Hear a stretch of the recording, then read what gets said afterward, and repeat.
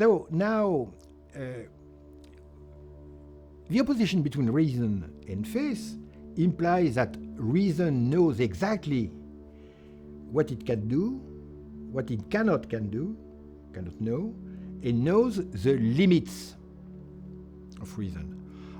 Beyond the limits, this is the rationality of faith, okay, very simple.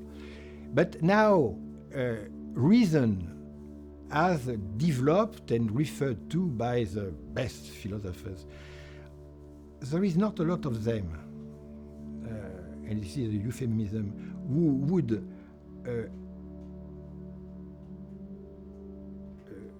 claim to have an a priori definition of reason anymore.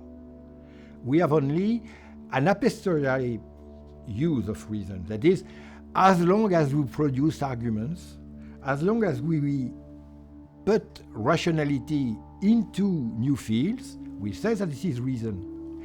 But the new fields we try to make more rational were and are beyond the limits of pure reason as understood in the past. I give some examples.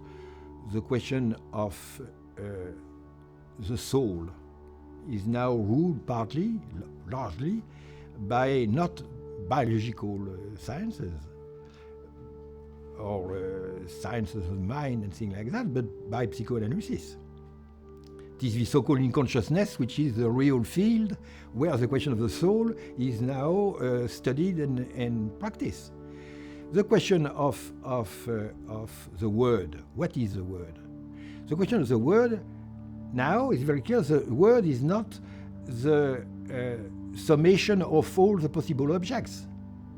The word is a finite word. Nature is finite. Nature is historical. We can destroy nature.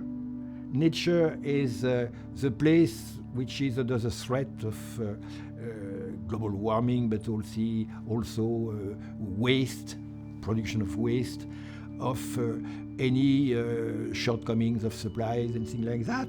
Which means that now nature, how to say that, we cannot imagine that we can continue to rationalize the word. We have to come to terms with the word and with the limits of the word. So to impose rationality will mean either a catastrophe or something completely different. In today's world, a lot of people want to have proof before they put stock in something, put their faith in something. They want to understand something first before they would believe in it. Whereas in medieval times, St. Anselm of Canterbury talked about theology is faith seeking understanding. Theology begins with faith, the decision of faith, and then seeks to understand what one believes. But today it's almost like we have to lead with rational demonstration, with rational arguments, in this post-enlightenment world in which so many people have become very skeptical and cynical to anything religious. And I think today there's a real temptation that lurks within the culture of either-or thinking. We want to believe that something and all of something is true, or then it's outright false. And so some people have made up their mind that things religious are just a bunch of hogwash in and of themselves. Anything that has the word religion attached to it, organized religion, is just bad, and it's just not true. Maybe because they've experienced something problematic within, their community of faith throughout their life. But to the contrary, I believe that phenomenology helps us, again, open up the possibility of things, even in a field of radical ambiguity, when there's both truth and falsehood. And I think it can compare to Jesus talking about the kingdom of God being like the wheat and the weeds mixed in together, and it's not until the very end that it's sorted out. So it takes a lot of courage and determination to seek truth in a context of great ambiguity, and to have that confidence that truth will surface, will show itself, will express itself in the course of our pursuit of its prize. And same thing for the question of God. The so-called death of God means, in fact, that philosophy was unable to say anything anymore about God.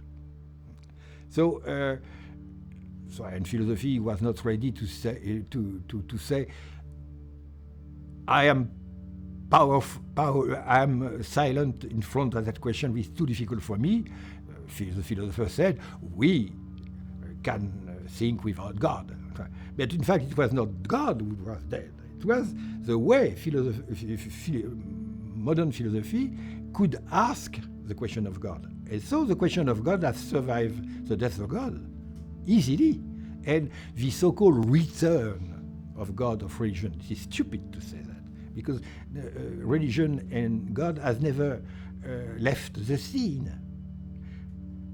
Simply now it comes back beyond our decision that God is irrational. But God is not irrational. It is our rationality which is too narrow for God.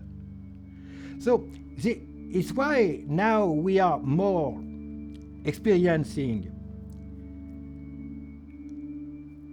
an expansion of new forms of rationality beyond the limit of the so-called pure reason of metaphysics than any conflict between faith and reason.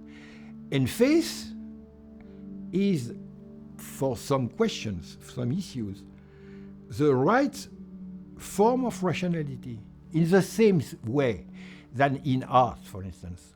Rationality is not mathematical. You have a good feeling, a good appreciation of what means something in art, which cannot be rationalized, so to speak, if you think of narrow understanding of reason.